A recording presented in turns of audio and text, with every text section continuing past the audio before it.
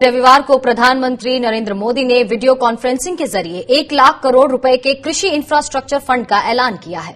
इस फंड का इस्तेमाल कृषि उपज के रखरखाव, ट्रांसपोर्टेशन और मार्केटिंग सुविधाओं को बढ़ावा देने के लिए किया जाएगा, जिसमें किसान और एफपीओ को सस्ते दर पर कर्ज मिल सकेंगे। सरकार का दावा है कि इस फंड से गांवों-गांवों में बेहतर भंडारण, आधुनिक कोल्ड स्टोरेज की चेन तैयार करने में मदद मिलेगी और गांव में रोजगार के अवसर भी तैयार होंगे। ये फंड वित्त मंत्री निर्मला सीतारमण द्वारा पेश किए गए 20 लाख करोड़ रुपए के प्रोत्साहन पैकेज का हिस्सा है। वहीं किसान संगठन इस फंड पर सवाल उठा रहे हैं। उनका कहना है कि जब केंद्र सरकार के कृषि अध्यादेशों के खिलाफ लगातार प्रदर्शन हो रहे हैं, तब सरकार ऐसी योजनाओं से किसानों का ध्यान भटकाने की कोशिश कर रहे हैं। देश में कृषि से जुड़ी सुविधाएं तैयार करने के लिए 1 लाख करोड़ रुपए का विशेष फंड लॉन्च किया गया है। आज के पवित्र दिन पर लॉन्च किया गया है। इससे गांवों में बेहतर भंडारण, आधुनिक कोल्ड स्टोरेज की चेन तैयार करने में मदद मिलेगी और गांव में रोजगार के अनेक अवसर तैयार होंगे। सरकार जो पहले से प्रचलन में है योजनाएं, जिनमें मूल्य समर्थन योजनाएं, जिसके आधार पर किसानों को उनकी उपजों का न्यूनतम समर्थन मूल्य प्राप्त होता है, उस पर तो ध्यान नहीं दे रही।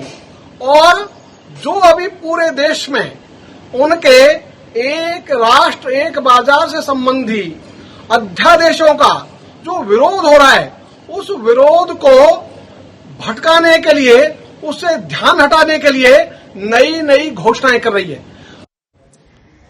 चलिए, कृषि इंफ्रास्ट्रक्चर फंड किसानों के लिए कितना फायदेमंद हो सकता है, इस पर बात करने के लिए हमारे साथ फोन लाइन पर मौजूद हैं जय किसान आंदोलन संयोजक अविक साहा जी। अविक जी, स्वागत है आपका किसान बुलेटिन में।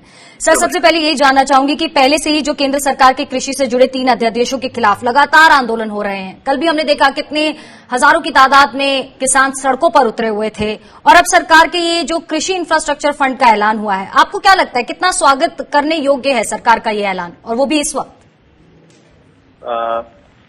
इसको ऐसे देखा जाए कि किसी की डेथ सर्टिफिकेट के ऊपर आप बर्थ सर्टिफिकेट छाप दें तो क्या लोग उसको बर्थ सर्टिफिकेट मानेंगे? ये देश के किसान और किसानी को खत्म करने के लिए और इनके गिने चुने दोस्तों को बिजनेस, खाना का बिजनेस, फूड बिजनेस के में प्रवेश करने के लिए और मोनोपोली बनाने के लिए अध्यादेश बनाया गया है। ये इसलिए इस समय बनाया गया क्योंकि इनको मालूम है कि इसका विरोध करना सड़क में मुश्किल होगा, तो ये उनके लिए मौका था। ये बिल्कुल किसान को खत्म करने का अध्यादेश है और बिजनेस हाउसेस को, कुछ चुने हुए इंडस्ट्रियलिस्ट को आगे बढ़ाने का षड्यंत्र है।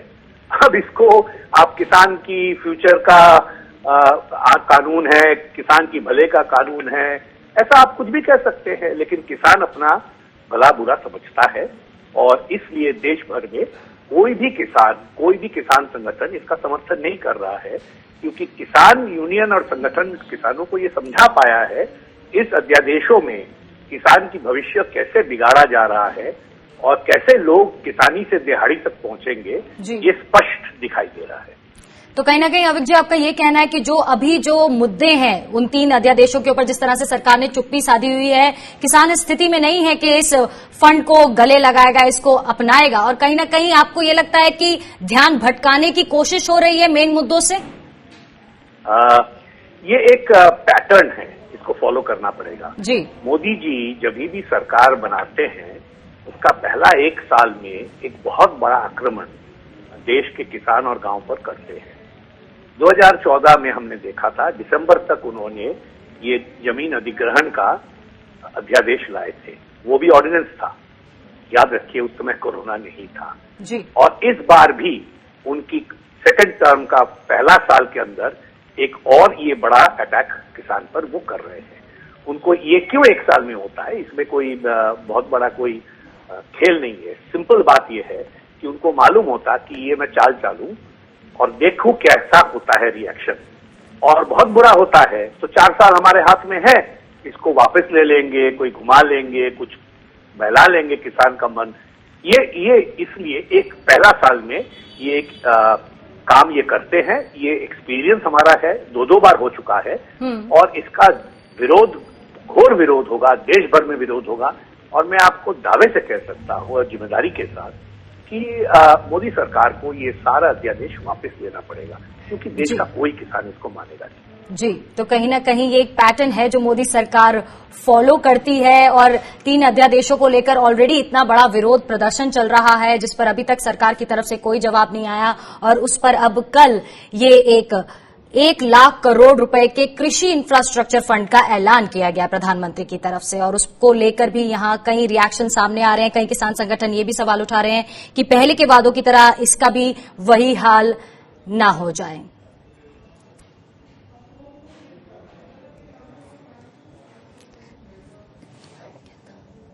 हमारे साथ जुड़े हुए हैं फोन लाइन पर जय किसान आंदोलन संयोजक अविक साहा जी। अविक साहा जी, सम्मान निधि से रिलेटेड मेरा आपसे क्वेश्चन है कि क्यों इसके ये जो लाभार्थी हैं या फिर हम कहें कि जिन लोगों तक, जिन किसानों तक ये योजना पहुंच रही है उन नंबरों के अंदर, उन आंकड़ों के अंदर कमी आ रही है, उस पर आपका क्या कहना है?